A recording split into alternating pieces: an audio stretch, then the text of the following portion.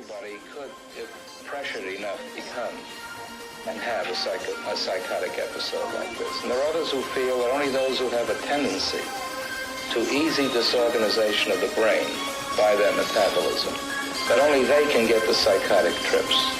Because certainly when we analyze the underlying strife or conflicts that go on in a schizophrenic when they have recovered enough, that we find not too different a set of circumstances than what we find in the neurotic.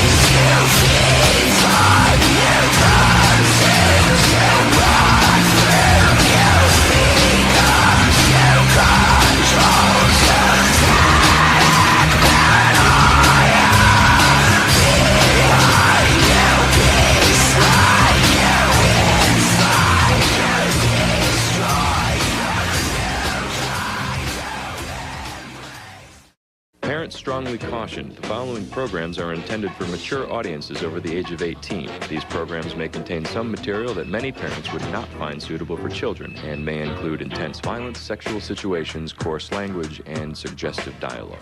To save the patient from what would otherwise be a severe neurotic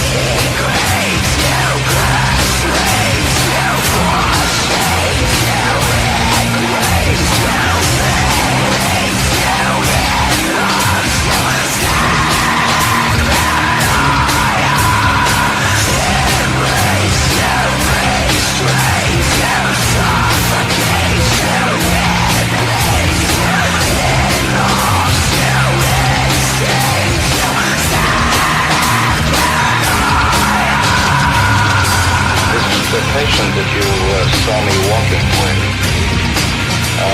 demonstrates on the 8th day after admission the continuing presence of a catatonic panic.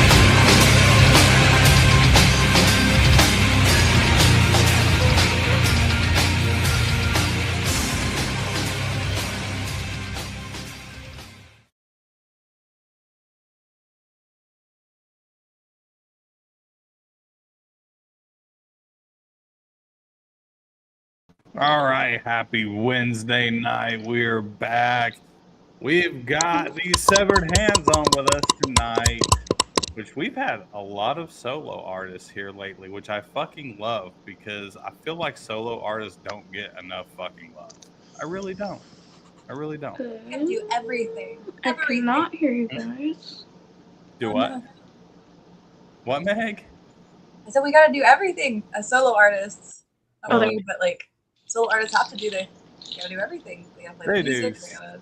Solo artists, I think, have it the roughest because, like, you got to do everything by yourself. There's not like an entire band to like, you do this, you do this, you do this, you do this. It's I have to do everything, which is a little rough, but it's pretty impressive because this girl here has like blown the fuck up here lately. Can you hear us?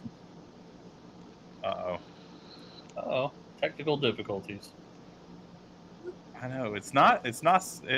I swear it's not sound injection with some type of technical difficulty. Mm-hmm. Like all the time. Their Either signature. Meg can't get in because her internet's going wonky. Somebody can't hear me. Somebody can't hear Crimson. Mm-hmm. Something's going on. Is just like one thing after another. Which she'll be back, guys. Sorry. Which, by the way, if everybody's listening right now, we do have our playlist on Spotify right now. It has our hot list of every single band we've interviewed. So if you guys are interested in that, head over to Spotify and look us up. Yeah, our playlist is there. Yeah, make sure to also check out our YouTube channel. And there she is. Can you hear us now? Yeah, I can hear you guys now. Sorry. Yes. Fantastic. Excellent. So you have been like blowing the fuck up specifically on TikTok. Because I know when Crimson reached out to you, he got super excited. He was like, have you seen this band? Have you seen this band? I'm like, yes. I've seen this band. That's so funny. So when did you originally start this whole project? I started this at the end of May of this year. What? Wow. Are you fucking kidding me? No, I'm not. The rocks. I mean, you've already got like 12,000 followers on Facebook, and you just started.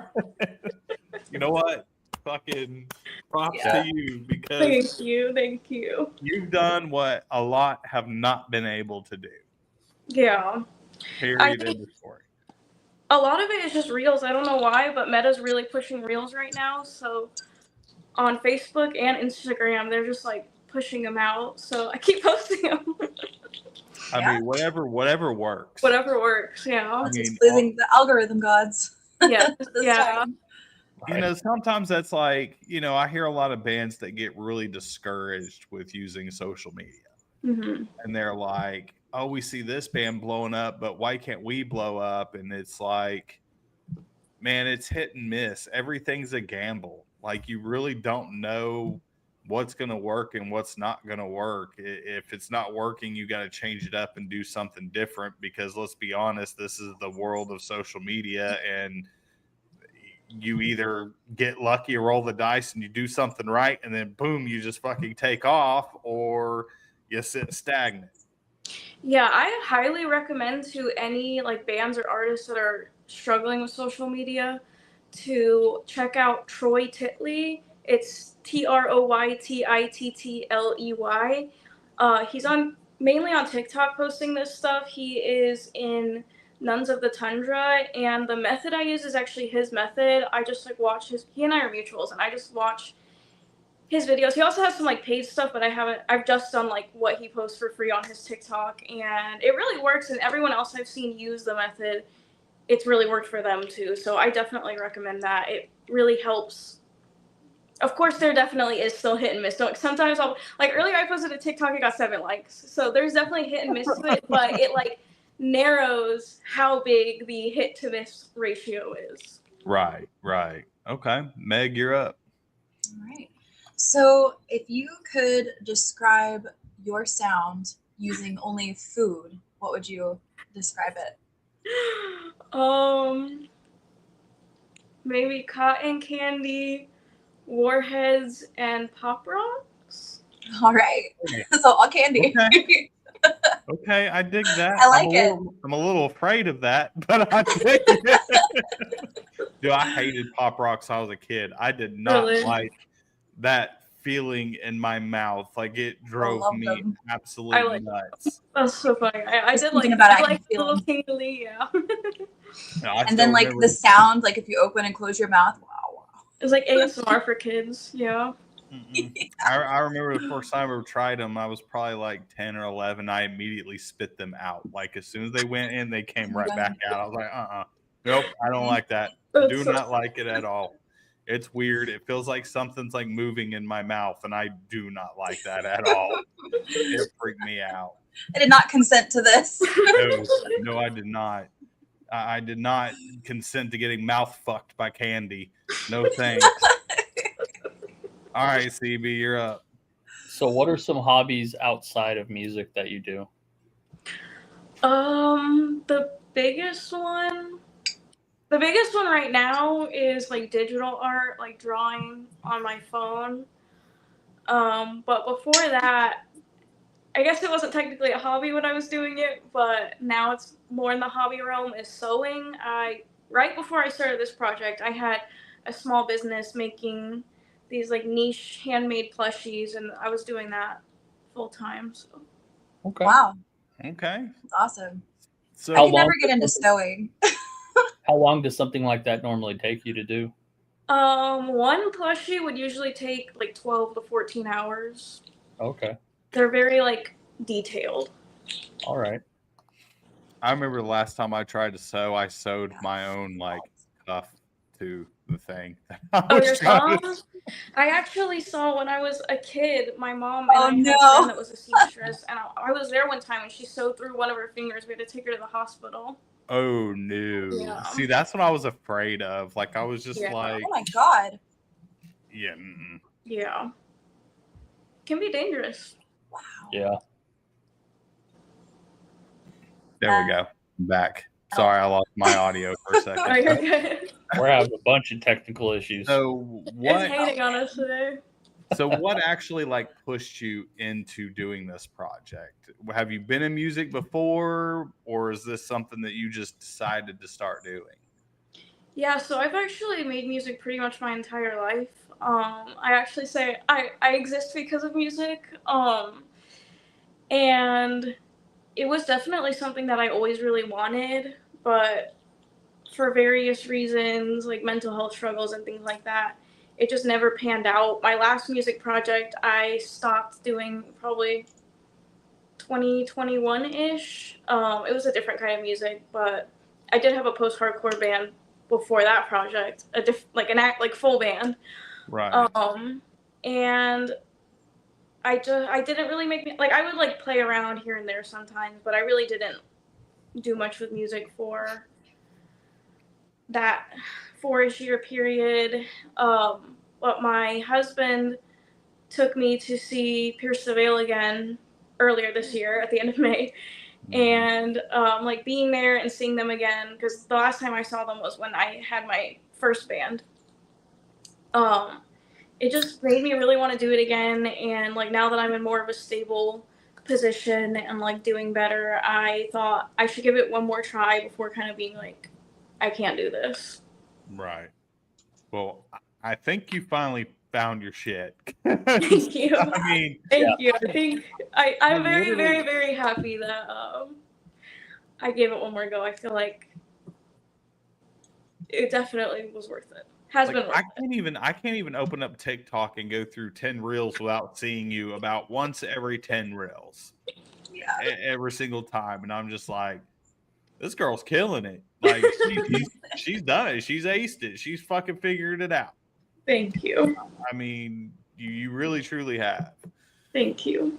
So going into this, as far as your project now, who are some of your like main inspirations that you're drawing from? Pierce the Veil is definitely the biggest one. Then after that, I would say just some of the classic mid 2000s to early 2010s post-hardcore in that realm, like Chiodo, Seosin, Alasana, that kind of deal. Okay. Sounds good. Sounds good. All right, Meg, you're up. So it is a one-woman show. What would you say is the hardest part of doing this on your own? I think the hardest part is just that a lot of people assume I can't. Like, there's no possible way I'm doing it on my own. Like, I get a lot of. Recently, I started finding out a lot of people think I'm AI, or that my music is AI, which it's not. I write all of it in Logic, but I do work with an audio engineer who kind of like cleans things up, makes it sound like it's not made in Logic, basically mixes and masters, and he does record the guitar as like real guitar, like what I write. Some of it he changes a little bit so that it's like actually possible to be played. Like the acoustic guitar I had on Carcass was apparently like basically impossible to play, so he like redid that a little bit. But I actually am working on putting together a band right now. I have a bass player, a drummer, and a guitar player that are all within an hour or so of me here in California that I'm gonna start meeting up with in the next couple weeks. That was actually good. That was going to be my next question. Is this something that you're going to, turn into a full band situation? Yeah, and that has been my goal since the beginning, but because I knew I was going to move like a month into starting the project before I had any songs done, I was like, I will just wait until after the move to try to do that. Right. I mean, that was probably a smart idea. There's no point in trying to do something like that and not be there to where you can actually physically work on it. Exactly. And I figured, like, if I tried to put it together in Georgia, people probably would have just laughed at me if I was like, well, I'm leaving in November. So. Sorry. Yeah. But I actually think that it worked out nicely because I have, like, a lot of times when you start a band, like when I started my band in high school, you kind of have like nothing, like you're starting completely from scratch. And so I feel like this has been a really good way for me to connect with the right people because they're able to come into it and be like, okay, there is something here. Right. Well, there definitely is. So I can't wait to hear once you actually have a full band. That's pretty exciting. Thank you. I'm definitely excited for it. ICB. So as far as fans go, have you had any weird or really good fan interactions so far? I've mostly had really good fan interactions. I did a show before I left Atlanta, and several of my fans, I call them my like circus members, came out and they saw me. They came wearing shirts, so that was really really awesome. As far as negative fan interactions, I actually haven't had any negative fan or circus member interactions, but I have had plenty of negative interactions with just like random haters online. That's You're normal. going to. They're everywhere. That's That's normal. normal. Yeah, I had one last week that was the worst it got, and I definitely learned a lot from it. This guy like just like started spamming me, DMing me like his screaming and how like he was a real vocalist and I'm not a real vocalist, and I just like opened it and he was just like completely demeaning me, calling me a bitch and all this stuff. So I just like screen recorded it and then put it on my story. I usually don't do that, but it was like so egregious. I was just like, I need other people. I need to know I'm not imagining this. And so I put it on my story, and he just kept blowing me up. He started calling me. He stalked me, found my husband's Facebook, started calling him. And then after we like did not respond at all on Facebook, he like stalked me and found my real number, started calling me. And then was like telling me he had my address and stuff, which I moved, so it's an old address, like a very old, like I don't even live within 2,000 miles of that anymore. But I just like blocked him. I thankfully haven't heard anything since that, but I have definitely learned that I cannot put my name on any address I move to now. No. Yeah. That is absolutely insane. Yeah, it was crazy. And he kept saying that he was going to sue me for defamation, and it was just kind of funny because I did not add any of my own like interpretation. I just put the screen recordings on my story. Yeah. Like you defend yourself, bro. And I was like, all right, bring it. The only one that defamed himself was him, you fucking jackass. Yeah. Wow. Wow. Psycho. Yeah, know, it was crazy. I don't understand people. Like, what goes through your head that you're gonna just find this random person that you know nothing about, Right.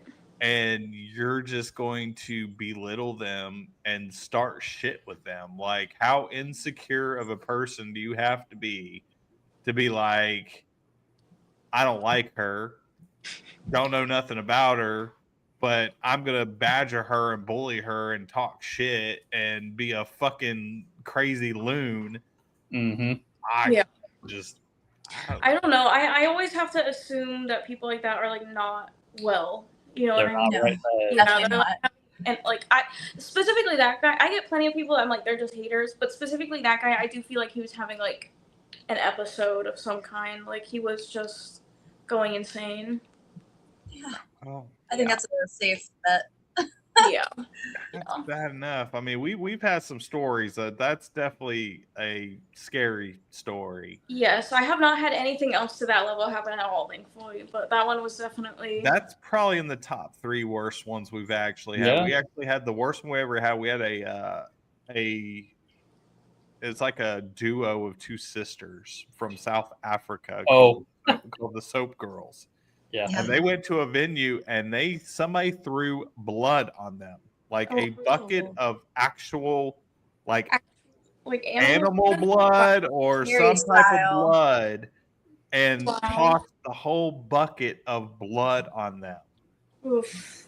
That's horrible. And That's assault at that point. yeah, those Yeah. poor girls have been like, they've had it out with like crazies, like Yeah. absolute crazies. That's Yeah. awful. Granted, they do play naked on stage, but you know. Well, But that doesn't give anybody the right. it doesn't give anyone the No, right it to do things doesn't. like that. Yeah. No, it does. I mean, they do it for the shock value because that's Yeah. you know what they do. I mean, there's plenty of artists that did it. You know, Wendell Williams did it. The Butcher Babies did it. There's plenty of bands out there that have done it for, you know, the shock value and all Right. that stuff. So, but people have to understand that it's entertainment. Right. Like, it Yeah. doesn't mean that they're some way, doesn't mean that they're sleeping around or they're going to sleep with fans or whatever. It's literally shock value entertainment, and that shit's been around forever. Right. Yeah, Yeah. that's All right, Meg, you are up. Okay. What is the weirdest or craziest thing that you've done to make content for your socials? Or even just like awkward? So I guess the craziest thing I've done was my husband helped me make the music video for Hemoglobin, which I guess isn't technically content for socials, but I have posted on socials, so I'm gonna count it. Yeah. We went to an abandoned Air Force base to film it, and the asbestos was there so much you could like see it flying in the air. Ooh, Yeah, so we got major that's asbestos dangerous. exposure that day, but the music video looks cool, so We need to I'm put that glad. line in here. If you think you have experienced mesothelioma, call Well, us. I'm glad you mentioned that because we're actually playing that at the end of the podcast for everybody to see. So, oh really? everybody, Nice. Yes. We're out. we'll get Everyone, to I see got that. I got major asbestos exposure for that, and I'll update you guys in 30 to 50 years and let you know if I got mesothelioma from that. Let's hope you didn't. I am. Yes. I'm hoping not. That would Oh, be man. god awful. But That you would know, be. I did watch that today, and I tell you, you know, whoever when y'all did your little special effects of the cut out on your chest and stuff like that, that looked really good. I was like, Thank you. they obviously did this themselves, and they did a pretty damn good job Thank at you. this I did do stuff. it. So, Thank you. Yeah, props to you. that is another thing I do like to do is some. Oh, you need to keep that up too. That'll Yeah. come in handy, especially Yeah. for Oh yeah, music definitely. videos. Definitely. Yeah, especially for like the severed hands thing, you know. Definitely. All right, CB, you're up on deck, bro. So, what is your favorite horror film? Ooh, okay, that's a hard question. Oh, we haven't had that one in a while. I know, that's why I brought it up. I have to think. You should throw a little twist on it and tell her holiday horror because we're in the holiday. Okay, season. yeah. What is your Yeah. seasonal horror film? I Your don't favorite even- one? I don't even know if I can think of any seasonal horror films that I really. Mine hands down it's Gremlins. Gremlins. I do like Gremlins. Yes. I don't know. For And- me, I don't know if I'd consider that horror, but just because by the time I saw it, like CGI had progressed a lot, so it was, See, I'm an '80s kid. Like I'm yeah. old. So it was like I'm horror when it old. first came out. Yeah. So It was like, scary when I first saw it. I was little. I loved it. I don't know. I I loved like the little- practical effects. Like I spent some time doing indie horror film as an actor. Yeah. And I really, really have always loved, ever since I was a child, I've always loved practical effects over Yeah. CGI and stuff like that. So Practical- Gremlins to me was like fucking amazing when I was a kid. I'm still fanatical about Gremlins. Oh, don't get me wrong. I love Gremlins. I love it. I just when I first saw it, but then again, I was always the kind of kid that like stuff like Coraline, all that stuff that like other kids were like, oh, this is scary. Like I was like, that's my shit. No, Coraline was really good. I love Coraline. That was one of my favorite mean, movies. I would be really interested to see like a live action version Yes. Yeah. and how they would do that like live action. That would be awesome. Be interesting. I think that'd be dope as shit. Like That would be awesome. For some reason, I wasn't really into Coraline, but on my TikTok, I have like Coraline like Easter egg discussions all the time. Oh, really? All the little things and threads, and I'm like, this is fascinating, but like I'm not like a huge fan. But it's still really cool how in depth it is. No, yeah, it is a very cool universe. I mean, I out of guess. those. Go ahead. Oh, I was gonna say. I guess I'm gonna steal your answer and say Gremlins as well, if I can count that as a holiday horror movie. But if we're Oh, talking yeah. about just like horror in general, I really like Suspiria. I actually did ballet pretty seriously for a long time. So See, I've That was seen the original, which I Okay. love the original. I have not seen the remake though yet, because I'm always scared to watch remakes because yeah. they usually like let me down, and I'm like super disappointed. I feel it. I really liked it. It was the remake is. I think it's very good. Was it okay? I might really have to- enjoyed Suspiria. I might The have to do music, it. the Yeah, scenes, music. like the richness of all the details. Yes. Like, loved So it. is it? Are you Meg? Are you talking about the remake or the original? The remake. I never Okay, seen the original, but I really liked the yeah, remake. the original was done back, I think, in the late to mid 70s. Yeah. And it's fucked up. Like, it's Yeah. fucked Oh up. yeah. Yeah. It's a weird movie. Yeah, That's it's the fucked kind of horror that I like. That. I Yeah, like if you ever want to watch the original, it's actually for free on Tubi. So you go to Oh. Tubi.com and you can watch the original Suspiria for free. So Put it's that on my definitely- little media to imbibe. Another one I actually liked, which it was a couple years ago, and I feel like it wasn't like hyped as much as it should have been, was Krampus. Like, Krampus to Oh, me yeah. was like really fucking good. I didn't see it. Oh, Me it was neither. so I good. can't get info. It was But- so good. I do love seeing it out and about now because it's not really like an American culture thing. It's like what No. Germanic, right? Yeah. It's So all over it's- there. they there's somebody down here in Corpus when they do like this metal Christmas show. They dress up as Krampus and like big old boots like with lifters in them. Like so they're super tall. They're like 7.5 foot tall and they're like Krampus. And it's like take a picture with Krampus. Oh yeah, there's full blown festivals Oh, yeah. for Krampus like Yeah. overseas, and you could pull it up on YouTube. Like these parades and these festivals they do, they're insane, and they like go to far lengths of their whole elaborate costumes and everything they do, and they got like cars as floats that are shooting flames up in the fucking air like you're at a goddamn metal show, and they got pyrotechnics and everything. It would scare Jeez. the shit out of Americans. That's sick. Yeah, it's nuts. Like it's like it's always been on my bucket list to go if I would just stop being a pussy and I'd fucking fly overseas, but Well, I'm let's- terrified. Let's Of going We've fucking also to go. got like a Yeah, bunch of that's shit fair. to do. Yeah, I don't. First off, I don't like flying to begin with. I fucking Fair.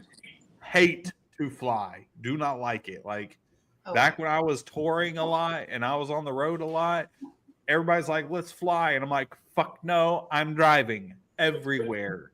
So I have drove all over this damn country doing tours, but I would never. I think I only flew like twice because I didn't have a choice. That's fair. no.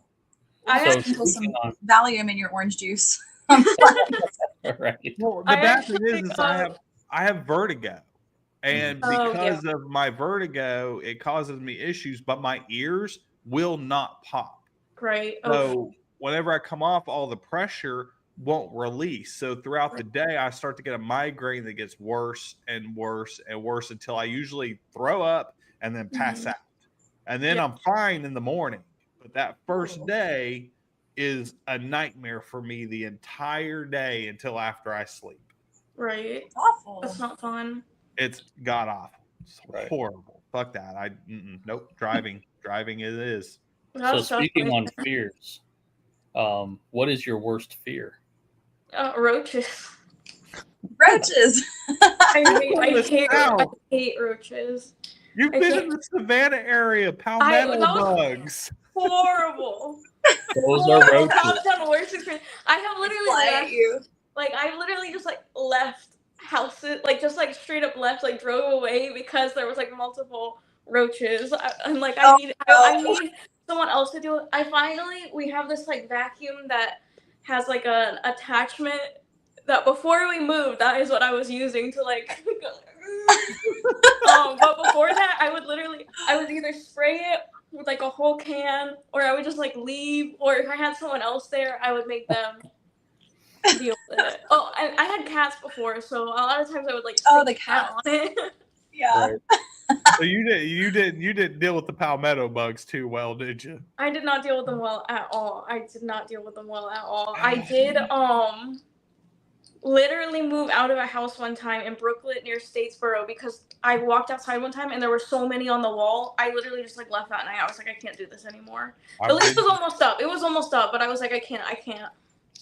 I used to live in Brooklyn for a very Really? little That's so bit. Yeah, for a little bit of time. Yeah. I That's lived so in funny. Brooklyn. So, yeah, I know all the area where you came from. So I Everybody- got you. Everybody's always like, Brooklyn? You mean Brooklyn? And I'm like, No, it's a little podunk fucking town outside Yo. of Statesboro. Yo. And if you blink, you'll fucking miss it. yup, Because it is teeny tiny, but it is teeny tiny.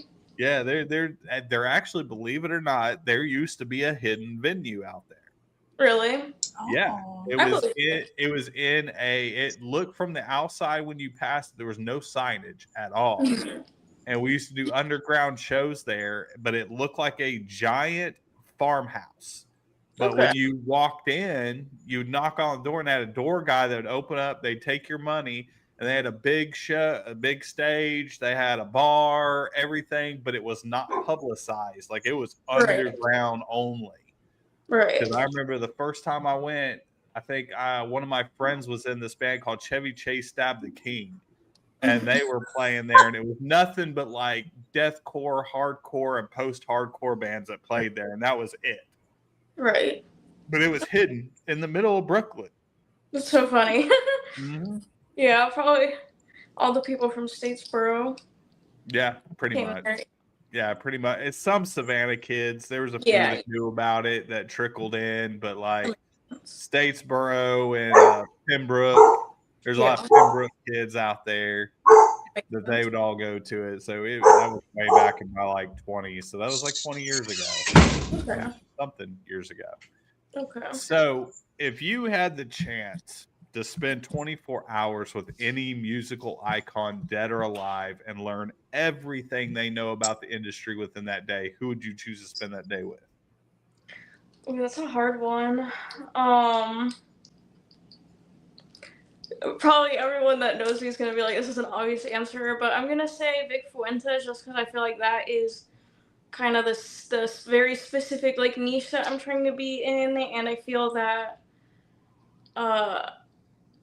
I would just like to know a lot about their songwriting process and like how they like add so many like little instruments like here and there, like so many little like extra sounds, like just very interesting layering that no one else has really done in the same way.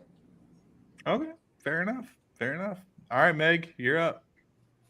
What is a conspiracy theory that you low-key believe in? Oh wow. I love using that term low-key believing. So cool.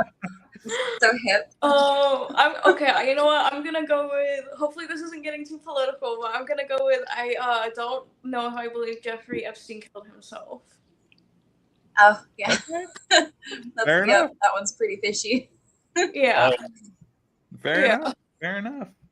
I like to get into like the cryptids, even though Mhm. like I like cryptids too. Or the Denver airport. I don't think I know that one. So I'll tell you that it's real. The tunnels. The tunnels under Denver are real. And the occult connections. I don't know about that, but I do know about the tunnels. He's like, I don't know about that. I ain't talking about that. I didn't say that. Whoa. No, It's I understand wild. that. No, I love the cryptids. Anything like the Mothman or the Jersey Devil or Okay, you know what? I'm gonna say I believe aliens are real. I don't know if that's really a conspiracy theory. I don't know if I believe that they would come to Earth. I don't know if we have anything interesting enough for them. If they were able to get here, I don't know that would be interesting enough for them. Just They turn right back around and be like, oh no. yeah, like I feel like we're basically like apes still to them if they're able to get here. Cockroaches. But when I was living in Brooklyn, I was driving to Augusta one time and I saw this was so crazy. It was like I don't even know what to call it, but a UFO, but I don't know for sure it's aliens. Maybe it was like some government testing, okay? And I wasn't the only person that saw it because I was driving and like I stopped and then like the cars around me coming both ways stopped as well and everyone was like looking up. And as soon as I pulled my phone out, like it was like of course as soon as I pull my phone out, it's gone. But it was like this like light, and keep in mind it was like daylight outside. It wasn't like dark, and it was almost like a plane, like seeing a plane from below. But it was like in one spot, and then really quickly it was like over here, and then really quickly over here, and it kept doing that in like a triangle. And it was like the whole thing. It wasn't like it had lights on the bottom that were like moving. It was like the whole thing. And then like after like 30 seconds, I like go to pull my phone out because I'm like, what the fuck? And someone else in the car was in the car with me also, like, what the fuck? And then it just like flew away. So That's weird. it was so weird. I was like, what the hell? I don't know if it was like government, like something or Phone or See, like we had UFO one. or what. we had one, I guess it was probably, was it 2 summers ago? Me and my dad were standing in the backyard, which Meg, you know my parents' backyard layout, both you do. And we were back there by the cabana, right by the pool, cooking. Well, all of a sudden, the sky, it looked like this giant, like oblong cylinder that was on fire all the way across the sky for about a good 5-10 minutes. It just looked slow as shit, and then all of a sudden, gone. Wow. Like just completely gone. And both of me and him were looking at each other, and he was like, "Is there anything in your fucking vape?" Because we were hitting. I was like, "Nope, just a normal little THC pen that's like really low concentrate, like not enough to get us like that." And Right. he was just like, "All right, I'm just making sure. You seen that, right?" I was like, "Yep, I've seen it." He was like, "What the fuck?" So we started getting on Facebook, like looking at like local groups to see if like we were the only ones that seen this shit. And then we start finding other people talking about it. Yeah, so it was like we weren't the only ones that fucking seen it, but Weird. nobody could figure out what the fuck it was. That shit's always so weird. And it's Yeah. like no one else is ever gonna believe me except for the other people that saw it. Yeah. Right. Everyone's like, "Ah, bullshit, she's fucking crazy. She's Yeah. a lunatic." It was Whatever. probably high. Whatever. Well, All right, CB. so I'm pretty sure the aliens are here for the metal music, anyways. So you know. That's fair. Yeah. That's completely fair. So if you had an unlimited fund to go anywhere and play in the world, where would you go? Ooh, I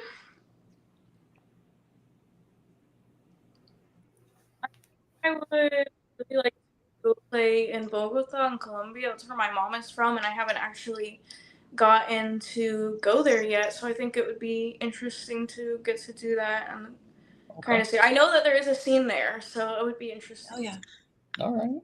that's awesome. All right. Fair enough. Fair Go enough. back to the motherland. Yeah. Hell yeah, hell yeah. So if you could go on tour and you were allowed to choose 3 bands to take with you on tour, and they can't say no, by the way, who would you take with you on tour? Good question. Oof, that's a hard one. I think I would take one of my mutuals, Meg Jacobs. Oh, we love Meg. Yeah. We just, had We her just on the interviewed her. show. That is so funny. She's gonna think I'm following her because the last interview I did, they had also previously interviewed her. Yeah, we just had Meg like 2 weeks ago? Yeah. That's so Yeah, funny. we She's love awesome. Meg. She's awesome. I love her. I love everything she's doing. I would definitely take her. Hi Meg. If you see this, you can't say no. I would take maybe some of my mutuals from Atlanta, which is around where I was living right before I moved. Sister Sleep, and one more. This is hard. Maybe Pastel Faces. They're another one of my mutuals. Okay. All right. See, I like it because like a lot of the bands we have on, they always pick like really big bands, Huge. which I don't blame them because that's like their inspirations and stuff like that. But you hardly ever have some. They're like, you know what? I want to take people like that are on like my level Yeah. that I like personally know it would want to bring with me. So that's cool as shit. I do. Yeah, that. I think building community with the people around you and like kind of doing the same thing you're doing is really important. And I think people that are able to do that will often get further than people that try to kind of like be. Not saying that people that pick bigger bands are doing things on their own. Definitely not saying that. I'm just saying that I think that being part of the scene and like the community is a big part of it. Well, I agree with you because it's like I tell everybody, like this whole music industry is big on networking. Mm-hmm. Yes. And if you go around acting like an asshole, you're gonna kill your fucking career really quickly. So it's better if you all just get along. You don't have to like each other. You don't even have to be best friends. But just networking and being professional, especially with people that are actually active in your scene at your level, is extremely important. I Like, agree. I've tried to network with other podcasts, and most of them have told me to go fuck myself. Yeah. So they have not been very kind. Yeah, that's how a lot of people are. But I've noticed a lot of bands are getting better though about Yeah. not being drama queens and Yeah. actually like working together and sharing shows, especially if Yeah. you're trying to Sharing. go from like local to regional and Right. you meet bands from other states. You know, it's really easy to be like, hey, I love your music. Would you want to play a show with us? Yeah, Yeah. let's trade shows. All right, I'll get you a show where I'm from, and you put me on a show where you're from, and we'll Yes. fucking trade shows. And Yeah. it works. Like, it literally works out in everybody's fucking favor, but a lot of them don't want to do that. Yeah, a lot don't, but it definitely is getting better because when I was younger, it was definitely a lot harder to get people to be Oh, yeah. cooperative. But when I just put my last show together in Atlanta, I'm used to the Savannah scene, which is very clicky. Oh, yeah, I'm the from the Savannah same scene. scene. From the same. Yeah. There is no Savannah scene now because of that. You know, so I was very nervous. I didn't really try to integrate myself into the Atlanta scene at all because I was like, you know, I don't really have like a band. Like, I wasn't sure if I was gonna get to do any shows before I moved. But when I put that show together, like, everyone was amazing, like, so nice, so welcoming, and people, some of my mutual, because I did have like mutuals that were in Atlanta. Some of them, if they couldn't play the show, they helped connect me with other people, and it was a really great experience. Very refreshing. So. See, my first Savannah show I ever played, which is when I was 20. I was 20 years old, so that's been 22 years ago. None of the bands spoke to us at all. Like, they acted like we didn't even fucking exist. Been there. And we walked in there, and like, me being new to the scene, because I was coming up from Jacksonville. Yeah. Like, the Jacksonville scene, they were all very like, we all hung out, we all partied, we all like had barbecues at each other's houses and shit, and would collaborate and shit like that. When I came to Savannah, they wouldn't even speak to us. Yep. Wow. Like, they sit in their little corner, they sit in their little corner, they sit in their little corner, they didn't even fucking talk. Yep. We're playing a show together. I know. And I'm just like, what the fuck is going on? That's really how it was. It was really weird. My band, we mostly ended up playing at Ordo Templi in Brunswick. I don't remember exactly where it was. I know it was off the highway, off the interstate. At Heebie-Jeebie in Brunswick. Yeah. And some places like that. We played at Jackrabbits in Jacksonville because the Savannah scene was just. My first show ever was at Sweet Melissa's in their basement. Okay, yeah. She's like, yeah, I know that place. Yeah. We tore that place apart that night. Yeah. I remember when they stopped doing shows too. Yep, I do too. It was a sad day because I seen some really good bands in that fucking basement. And really good bands. The pizza place that's there now is horrible. I haven't been to it. Oh, I had it one night very, very, very drunk because it was one of the only things open that late, and it was not good at all. So how do you fuck up pizza? I'm sorry. How do you do it? You can. You can. Yeah. The crust was like weird. It was like this weird. It's like that weird. I don't even know what it's called, but it's like a different type of crust that like there's like seasoning mixed throughout it, which isn't the bad part. It's like whatever it's made out of. It's like I can't remember what it's called, but it's not good. Probably like cauliflower crust. Oh. No, it's not cauliflower. It's some like other type of wheat. It's like a specific type of Semolina? I want to say buckwheat, but I know that's not right. But it's just like weird, like more grainy. Okay. All right, Meg, you're up. So, what was the moment in your journey so far that made you think like, yeah, this is really what I'm going to pursue? I'm making progress. What was that moment for you? Ooh, that's a hard one. I think that when I released my first single for this project, Hemoglobin, for whatever reason, the Spotify algorithm picked it up and carried it, and it had like almost 5,000 streams in 1 week.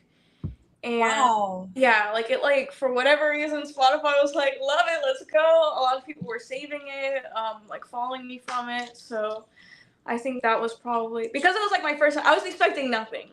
I was Yeah. expecting nothing, like maybe like 100 streams, but for whatever reason, it just like took off. That's awesome. Yeah, Fuck yeah, that's badass. yeah. I That's was like, validation. Like, it was you're doing something validation. right. It was Yeah. like it was definitely like an immediate like, okay, like I'm doing the right thing. Okay. All right, fair enough. All right, CB, you're up, man. All right. So if you could give advice to people who are new to the industry that want to make music or even get into another band, what advice would you give to them? The biggest advice I would give, I know I said this earlier, but I cannot recommend going and watching Troy Titley enough. Like, it truly is a game changer. And once you start using that method, which the method is basically find the part of your song that does best, and then find words to put on screen that make people stop scrolling. And that's basically the method. But he also does a lot of like talking about like mindset and stuff like that as a musician, because this is the method he used to get his band to chart. They've charted 7 times now in the UK. So I would definitely say check him out, because it will be a game changer for you being able to get your music in front of people. And then I think the second thing I would say is there is definitely barriers to being able to make music. You know, you have to kind of know what you're doing. Maybe you have to have a little money to get like a laptop and stuff like that. But I would definitely say just try it anyway. Like, I know that sounds kind of silly, but you never know what you can make in your room on a computer with no other people. And then if you have something there, the people will come, and so will. If you build it, they will come. If you build it, they will come. Yes, It's if kind you of have funny 'cause- something to show, even if it's not great, because even when I just had my demos before they were mixed and mastered, they were not very good. I got a lot of hate, but I also got a lot of people that saw the vision. So if you have a little bit of, if you show the initiative, people will follow you. I mean, Like, she's not just like wrong. follow on social media, but like people will like follow like. They'll invest their time and their effort. Yes, exactly. I mean, she's not wrong, because look at who we just had on, like 2 weeks ago, Alexandra. Alexandra's doing the same thing, the exact same thing she just talked about. She's doing the videos, she's putting the lyrics or different types of wording up on the screen, and Alex has blown the hell up, which if you have not seen her, go look her up, because she's in California too. She's in the San Francisco area, and she is badass. I'll look She's her up. bad, I'm gonna say I don't know, because I'm horrible at names, but I will look after this. Yeah, she is badass. You'll absolutely love her. She's amazing. Okay, awesome. That's awesome. All right, so on that, what is one of the most difficult things that you've had to learn so far as a musician? I think like ever as a musician is definitely being able to like be in community and collaborate with people. I'm very much like a kind of loner type person, and that was my biggest issue with my last project. I actually did get a little bit of a following with it, but I really struggled to, not out of any like malice or like meanness for myself, but aside from a few people that I like connected with on a personal level, I really struggled to collaborate, be in community, respond in a timely manner, all these things that I feel through being a little bit older and having matured a little bit, I have honed in on that skill. Fantastic. All right, Meg, you're up. What is a guilty pleasure song that you like to blast whenever no one's around? Okay, that's a good question. I don't even know. That's really hard. I think before now, one of my guilty pleasures was definitely Pierce the Veil. I feel like they're definitely one of those bands that people either really like them or they really hate them and judge them. And growing up around the hardcore scene, like, it was definitely judged. But like a specific song, Or an artist, if that makes it easier, or a genre. Like for me, for instance, I like yacht rock. okay. So just something you'd listen to on the boat. I always have like a hard time with this one, because for a long time it was also Melanie Martinez, but I don't listen to her music anymore. But I'll just say it was Pierce the Veil until recently when I started being like Go pierce the veil. Fair enough. Fair Hey, enough. that's good. Fair enough. You know what you like. If it I know. counts, mine's Post Malone. Mhm. That's fair. That's fair. I mean, it depends on who you ask. Some people are like, "Oh, Post Malone is fantastic," and then others are like, "Yeah, fuck that." And I'm like, I don't like his country stuff. I like the hip hop-ish R&B stuff. That Yeah, he I like that. You know, I don't think we know what Crimson's guilty pleasure music is. Oh, I could tell you right now, it's his weird ass fucking sexy time music that he fucking listens to before the fucking podcast. I mean, I just put that on to make everyone uncomfortable. That's just me, though. You do a fantastic job of making everybody uncomfortable. Oh my god, making you uncomfortable. I was just vibing. We have a lot of fun pre and post show. Yeah, our Sounds post like shows can get real interesting. Oh, yeah. They can get rather colorful. Oh, yeah. Yeah. Well, no, that's the pre-show. The post shows can get even worse. Even sometimes. worse, yeah. Yeah, sometimes. Yep. Sometimes. That's when we get to hear all the stories that they're like, oh, we can't tell you this, but we'll tell you after. We'll Yeah, tell you all the yeah. details. Yeah, we like those. Those are fun. We find out all kinds of good shit after the shows are over. I believe it. I believe it. All right, CB. All right. So, in 6 months from now, where do you see yourself? I definitely plan to have an actual band at that point. Right. And I would like to have done some shows around California, and then a little past 6 months, maybe at the 6 month point, start planning to do a small Southwestern tour. Okay. Okay. All right, that's a good goal. That's a damn Okay. good goal. Thank you. Not bad, not bad. So, who was or what was the moment that actually got you into wanting to be a musician? So my parents put me in piano lessons when I was little, and I have one brother. He's a decade older than me, and he had been playing piano before that, so I really, really wanted to also play. And I don't know, I've just always had, from as early as I can remember, a connection with it, and have always wanted to make music, to do music. Okay, so what kind of music did you grow up around? What was your family listening to? So my mom I'll say this. My dad was a professional jazz saxophone player, and Wow. he played on cruise Okay. ships. That's how my parents met, was when he was playing on a cruise ship. Oh shit, okay. Yeah. All right, Hence what you that's said cool. earlier. That's the reason Yeah. music, the reason you exist. Yes. That's dope. Yeah. So I grew up listening to that, and he played in a big band when I was growing up as well, especially in South Florida. He played in a really good one, and so I would go to practices with that. So I would hear that, and then my mom only let us listen to Christian music. She was very, very, very, very strict about that. But when I was 10, 11, my brother put me on LimeWire. Well, he put me on LimeWire a little bit before I was 10, 11. But by the time I was 10, 11, I was starting to find more I kind of got into the Paramore, Panic at the Disco realm. And from there is where I got into more post-hardcore and emo and that kind of stuff. All right, fantastic. So before we get into talking about the music video that we're going to play, I'm going to let Meg get the last question of the night before we get into talking about the music video. Okay.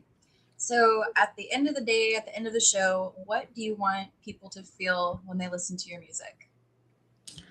I think my biggest thing is I want people to feel the same way this kind of music made me feel when I was struggling the most in life.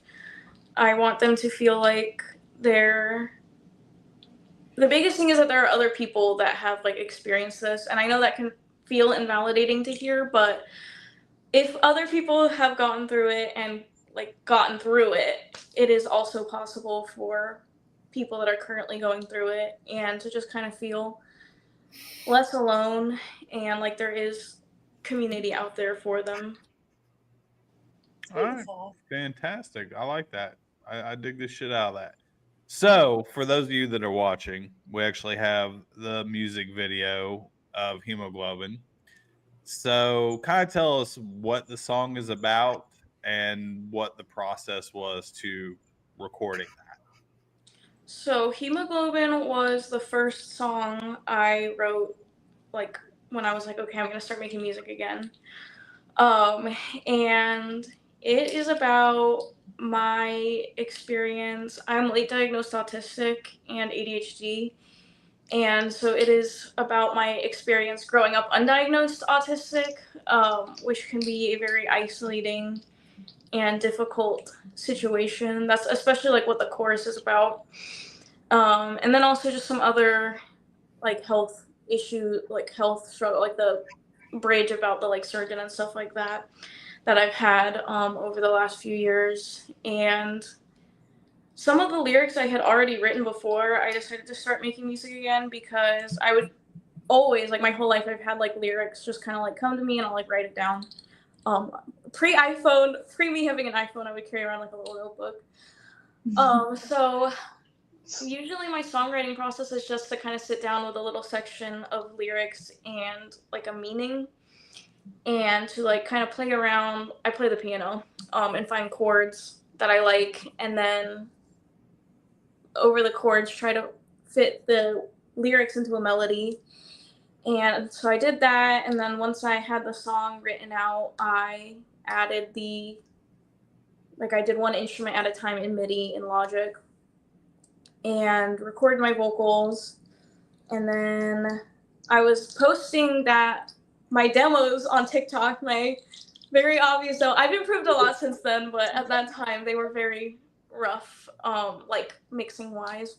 We'll start somewhere. Yeah, I'm not good at mixing at all. I'm still not good at it, but now that I've heard my songs, like how they can sound, I have improved a lot, because now I know what to aspire to. My audio engineer actually found me because he saw people were like hating on it. People were hating on it, and I responded to it, and he saw that and commented that he could help me get the sound I wanted. So I sent him the stems. He sent me like part of it done. I was like, this is incredible. So he finished it out, recorded. I think the biggest thing that it needed was real guitar recorded instead of MIDI guitar. And then that was it. Nice. All right, fantastic. So on that, everybody, please make sure you go check out These Severed Hands on all the social media platforms. Go follow, go like, subscribe, all that good shit. On that, if you see her in California playing a local show, don't be a pussy. Go to the show. It's not going to be that expensive. Go see the show. It won't be expensive. I guarantee you, most of these bands are far better than going to all these massive shows that cost you $700, $800, $900 fucking dollars to go. Trust me. Save some money. Go see some, little bands. Yeah. Help you out. On that, here's Hemoglobin. We love you guys. You stay put, because I want to ask you some stuff after the show's over. And on that, y'all have a good night. We'll see you again on Friday. Or no, tomorrow. No, Friday. Friday. What day is it? It's Wednesday. Friday. Okay, Yep. Friday. We'll see you on Friday. One of the days. Bye, y'all.